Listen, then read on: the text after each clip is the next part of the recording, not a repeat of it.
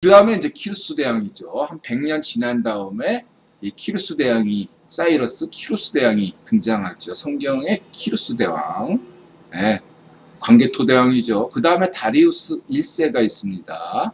그래서 키루스 대왕과 다리우스 1세가 점령한 지역이 여기 보시면 요 파키스탄과 파키스탄과 이 인도 북부, 서북부 요 지역이에요. 이 지역을 장악한 겁니다. 요 지역은 16대국이라고 얘기하는 데고요. 그래서 16대국이 왜 나왔나? 이거를 좀 이해하셔야 되는데, 이거 하라파 문명이라고 하거든요. 하라파. 오늘날 이게 인더스 문명 하면은 하라파 문명이라고 할 수 있어요. 하라파. 인더스 문명은 하라파 문명인데, 이게 파키스탄 지역과 인도 서북부인 펀잡주 여기를 포괄하고 있는 게 이 하라파 문명이에요. 그러니까 이렇게 문명이 오래된 데인 만큼, 오래된 만큼 여기에는 굉장한 종교적인 믿음이 형성돼 있었다는 얘기죠. 말하자면, 여기는 만약에 드라비다족이 만약에 그 영혼의 어떤 것을 발견했다면 이 하라파 지역에서 믿는 족속들이 아리안과의 투쟁 속에서 영혼의 실제를 발견했다.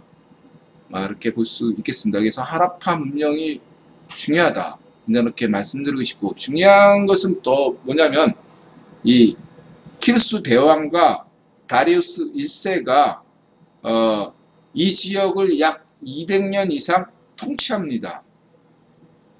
점령해가지고. 광개토 대왕비 같은 거, 광개토 대왕비처럼 거기다 뭐 세워요. 인도에. 그래서 정확한 지역은, 강역은 못 정해졌지만 대략 이 지역이다. 하라파 문명. 왜냐하면 오래된 문명이라는 것은 그만큼 여기가 교통이 편하고 비옥한 지역, 비옥한 평화지대이기 때문에 장악할 필요성이 있으니까 장악했겠죠.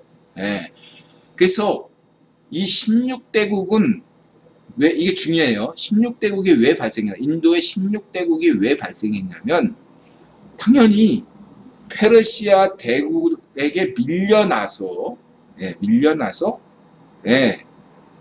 인도의 산간 지역인 이 동북부로 쫓겨난 거예요. 이 16대국이라는 거에는 어떤 거냐면은, 이쪽에, 인도의 인더스강 계곡들을 뺏기니까 페르시아 군대에게 쫓겨나가지고 저기에 도시 만든 게 16대국이에요.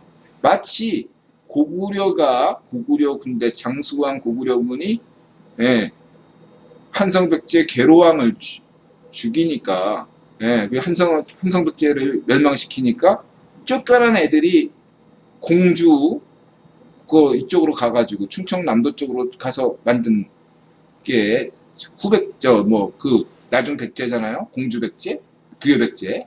그런 것처럼 16대국도 그러한 시점에서 봐야 된다.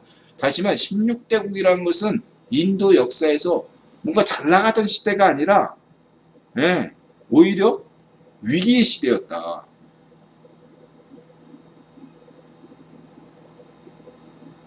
라고. 그 다음에 중요한 건 뭐냐면은 바로 이렇기 때문에 어떻습니까? 인도인 입장에서 그동안에 믿었던 신이 뭐예요? 인드라예요. 세계 최고의 왕, 단군, 제우스, 토르, 그 다음에 바람의 숨의 신, 바람의 신, 엔닐, 최고 신이란 말이야. 킹왕짱. 킹왕짱이 인드라였는데 인드라가 그렇게 힘을 발휘했음에도 불구하고 페르시아 군대에 그냥 싹쓸이 당했어. 그러면 여러분들이 인도인이라면 그 인드라를 믿고 싶겠습니까? 못 믿지. 동시에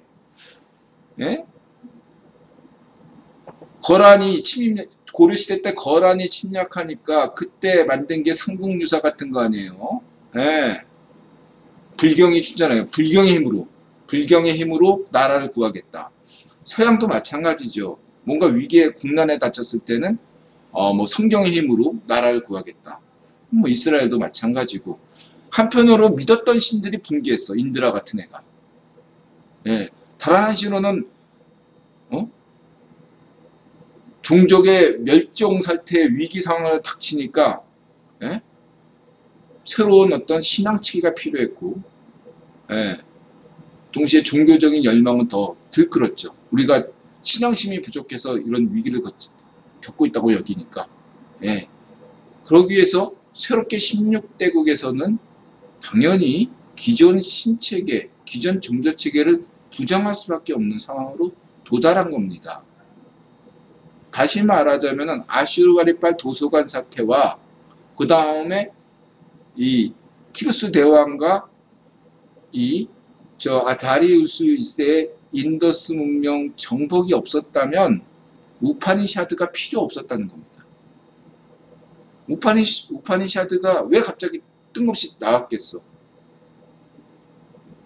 만약에 페르시아가 인더스 문명을 점령하지 않았다면 우파니샤드도 없었다라고 말씀드릴 수 있는 것입니다. 이런 상황이 되니까 16대국에서는 기존의 사제 중심이 아닌 왕 중심, 무력 중심으로 이루어질 수밖에 없는 거죠. 기존의 브라만 교에서는 카스트 제도라는 것은 엄밀하게 얘기해서 계급 제도가 아니라 직업적 구분이었어요.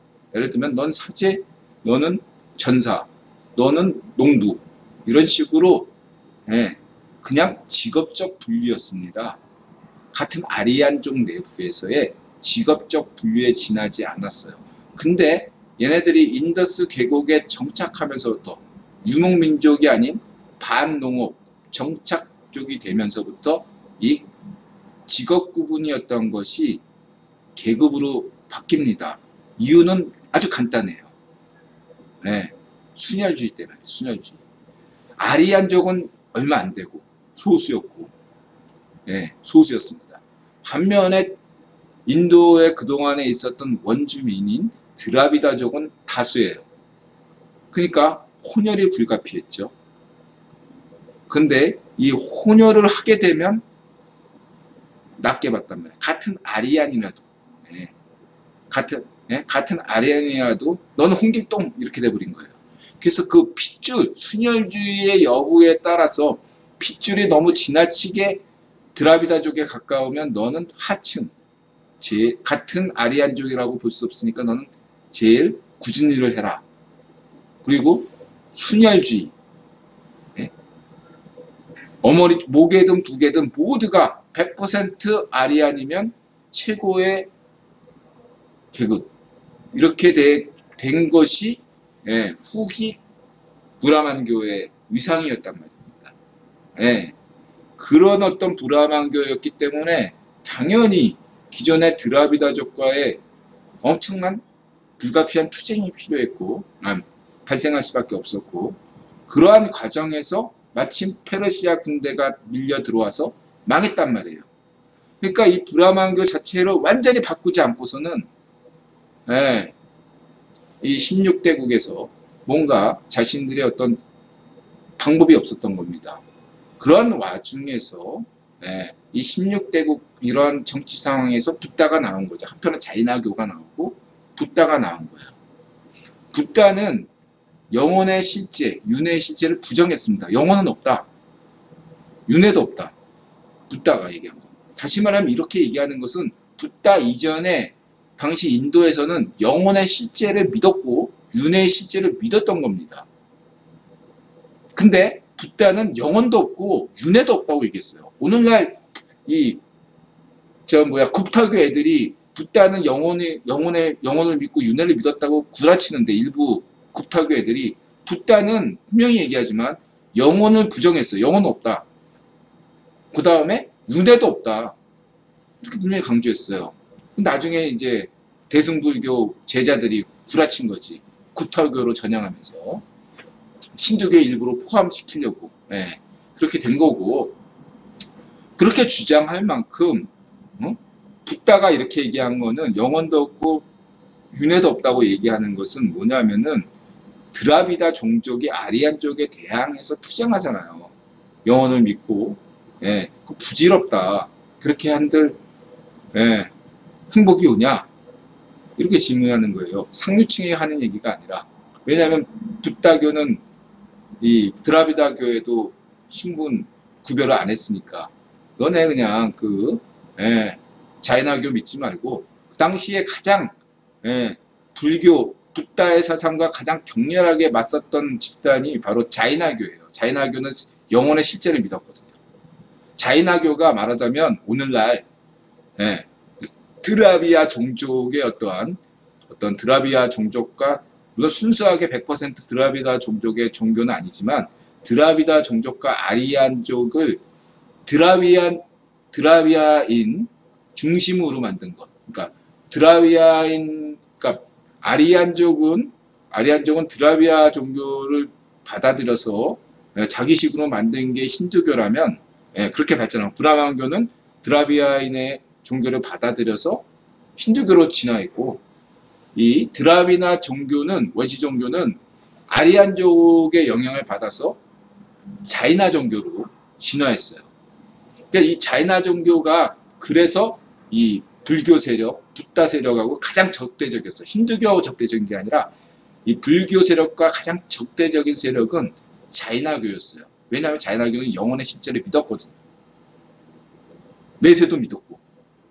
자이나교에 대해서 한번 참고해 보세요. 네, 굉장히 오래된 종교입니다. 자이나교. 그래서 이러한 자이나교가 등장하고 불교가 등장하고 이렇게 했던 정치적 배경이 있었던 거죠. 네, 그래서 붓다는 출생 연도를 뭐 기원전 900년, 뭐 800년 이렇게 보기도 하는데 인드라가 볼 때는 아직 정설은 아닙니다. 근데 최신 논란에서는 붓다의 어떤 활동 시기는 400년 경이 아니냐. 알렉산더 대왕이 인도를 침략하기 전인, 다시 말하면 페르시아 왕국이 인더스 문명을 정복한 이후로 한 500년, 기원전 500년까지는 점령했거든요. 기원전 그러니까 언제죠? 5세기경부터 페르시아가 그리스 전쟁에게 몰두하는 바람에 인도를 신경 쓰지 못했기 때문에 그 시기에 인도에서 이제 이렇게 다시 뭐 이렇게 인도가 그리스에 팔려 있는 사이에 인도에서 슬그머니 독립을 꿈꾸게 된 시기에 붓다가 나오지 않겠느냐 이렇게 보고 있는 것입니다. 자, 이렇게 말씀드리고 싶고요. 하라파 문명이 중요하다. 아직까지 많은 부분에서 이러한 것이 연구가 부족하고, 그리고 바로 이런 점 때문에 인도 역사 연구가 되게 지지부진해. 인도에는 역사가 없다. 신화만 있을 뿐이다. 이걸 왜 계속 강조하죠? 인도 역사, 이 고대사에 대해서는 사람들이 연구하기를 굉장히 꺼려해요. 왜일까요? 다른 나라에서는 얼마든지 역사 연구가 진행되고 있는데 인도에서만큼은 인도 고대사에 대해서는 굉장히 초보적인 수준이다. 마치 이집트의 상형 문자를 뻥튀기 하는 것처럼. 이집트 상형 문자라는 것은 코에 걸면 코걸이, 귀에 걸면 귀걸이거든요. 해석료에 따라서 얼마든지. 왜냐하면 일상 용어로 통용되던 문자가 아니기 때문에 후대 애들이 얼마든지 살짝 이렇게 놓고 착한 거 쓸 수 있다니까요. 인드라는 이집트 고대 문자에 대해서 인정을 안 해요. 거기서 뭐 이집트에서 뭐 맨날 무슨 뭐 세계 최초 저 인드라는 인정하는 거 하나도 없어요. 마찬가지로 인도의 고대사를 왜 제대로 세계 학자들이 연구를 안 하냐. 이거는 말하자면 국유본이 지원금을 안 주니까. 인도에서는 인도 고대 신화만, 우파니샤드만 연구하고 인도 역사는 공부하지 마. 자금 지원 없어. 이런 거 아니냐. 그리고 인도에 엄청나게 프리메슨들이 많거든요. 인도의 고위직으로 가려면 프리메슨 아니면 고위직 못한다 이런 소리까지 나와요. 이집트에도 프리메슨 많고. 그만큼 프리메이슨들이 역점을 두는 지역이 인도와 이집트인데, 예, 그런 면에서 인도 고대사 이런 거 살펴볼 필요 있고, 붓다를 인도가 존경하지만 붓다에 대한 근래 지나치게 붓다에 대한 우상 숭배가 지나치다. 붓다가 전혀 원하지 않는 길을 지금 너무 붓다에 대한 우상 숭배가 너무 심각하다. 저는 그렇게 말씀드리지 않을 수 없습니다. 돌 맞을 각오를 하고 인도라가 얘기하는데, 인도라가 개신교인이 아니잖아요. 카톨릭도 아니고 그냥 신을 믿는 입장에서 부처를 존경하는 마음에 종교개혁가, 저는 붓다를 종교개혁가라고 보는데, 이 붓다를 존경하는 마음에서 인도라가 한 말씀을 드리면, 오늘날 한국 불교는 불교가 아니라 붓다의 말씀을 어기는 굽타교다. 그거 솔직하게 인정해라, 한국 불교는. 그런 말씀을 드리고 싶고, 그리고 굽타교도 인도라에 대해서 나쁘게 생각하지 않아요. 굽타교도 인정할 건 인정하니까, 인도라가 긍정인 면도 있으니까. 그래서 인정하는데, 너무 한국의 굽타교가 붓다의 말씀을 왜곡시키고 있다. 가르침을, 그래서 우상숭배하고 있다, 붓다가. 이런 말씀을 드리고 싶은 겁니다. 고칠 건 고치고 믿을 건 믿으면서 자신의 신앙생활, 인도라는 불교도 존중하고 굽타교도 존중합니다. 싫어하지 않아요, 절대로. 그렇게 말씀드리고 싶습니다.